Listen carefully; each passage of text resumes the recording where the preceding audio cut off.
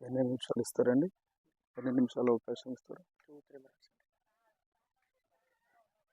అందరికీ ప్రైజ్లాడండి. పెద్దలు అన్నట్లు జీవితంలో పుట్టినోడు గిట్టక తప్పదు, గిట్టినవారు పుట్టక తప్పదని రకరకాల భావార్థాలతో మనం వింటూ ఉంటాం.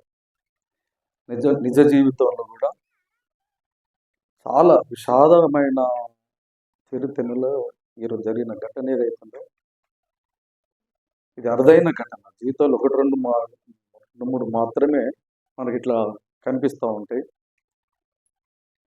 నా పేరు doctor Ali Tatam, social media journalist federation రాష్ట్ర ప్రధాన కార్యదర్శిని. ఎన్జిఓస్ ఇట్లా ఆశ్రమాలు పెట్టి స్వచ్ఛంద స్వయ సంస్థల రాష్ట్ర కమిటీ కన్వీనర్ని. పెద్దలు చాలామంది వారి జీవిత వైవిధ్యభరితమైన జీవితం గురించి, వారి సేవ తత్పరత గురించి, వారిలో ఉన్న జర్నలిజం ప్రత్యేకత గురించి చెప్పింది. నేను ఎక్కువ చెప్పలేను, ఎందుకంటే ఇది విషాదమైన సమయం. ప్రసంగాలతోటి, ఉపన్యాసాలతోటి ఊరెత్తించే సమయం కాదు. ఒకటి రెండు విషయాలు చెప్పదలుచుకున్నాను నేను.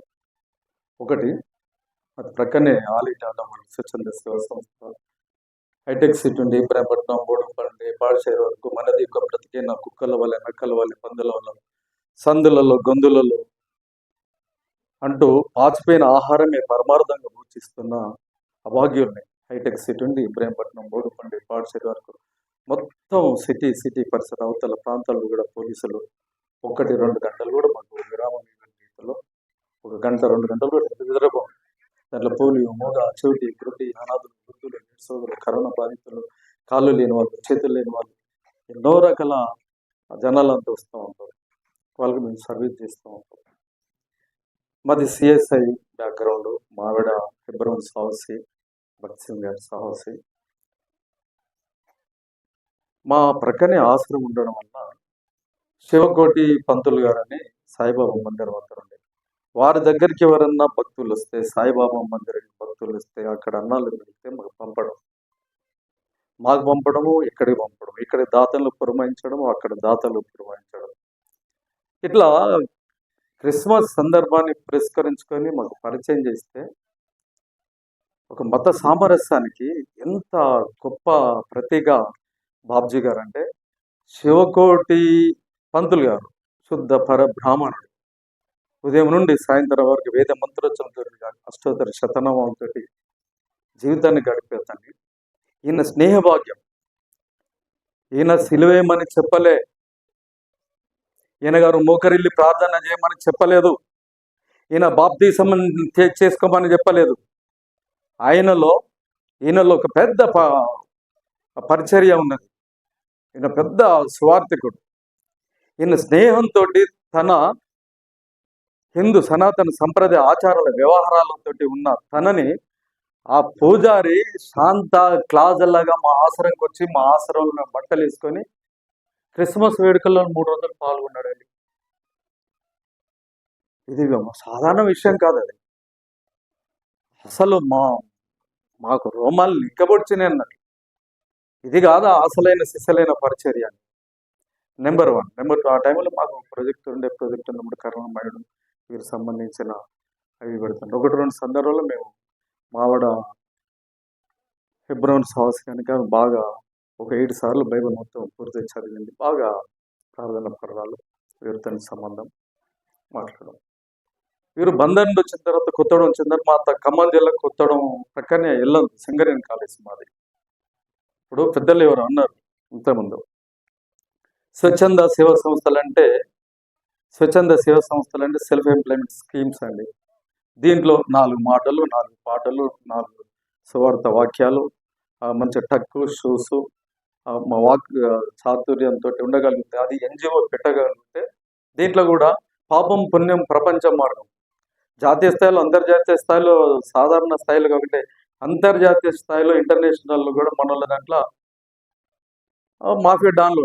ఒక మాఫియా డాను ఇంటర్నేషనల్ ఆర్గనైజేషన్ సంబంధించిన కొత్తోడంలో వీళ్ళు హై స్కూల్ కథ మింగేసాడు, డైనోసార్ మింగినట్టు మింగేశాడు.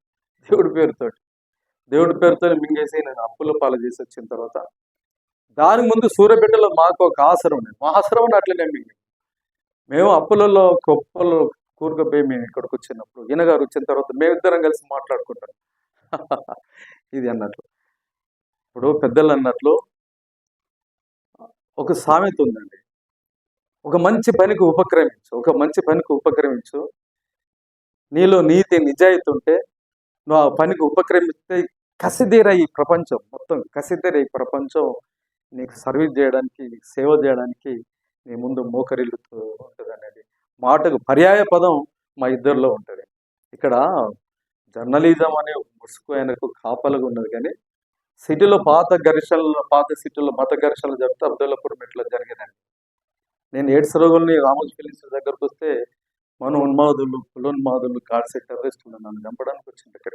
అత్యంత ధైర్య సాహసంతో నా మాటల ఈరోజు వాళ్ళు నా కాళ్ళు మొక్కుతాను, నా కడుపులో తల పెడతాను.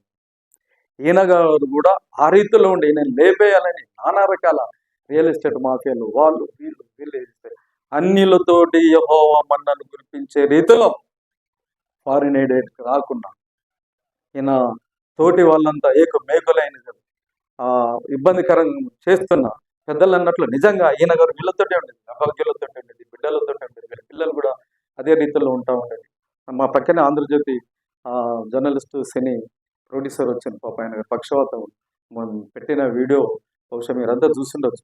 బాబ్జీ గారి మీద మా ఇద్దరి మాట ముచ్చట, జర్నలిస్ట్ బాబ్జీ గారి జర్నీలో మాట ముచ్చటని భరత్ గారు ఉన్నారు, వారు అక్కడ అందరిలో క్లాస్మేట్. ఇదండి. సరే, కాలాతీతమైన మిత్రులారా, మేము ఒకటే విషయం చెప్పదలుచుకున్నానండి పిల్లలకి. ఆయన పోతూ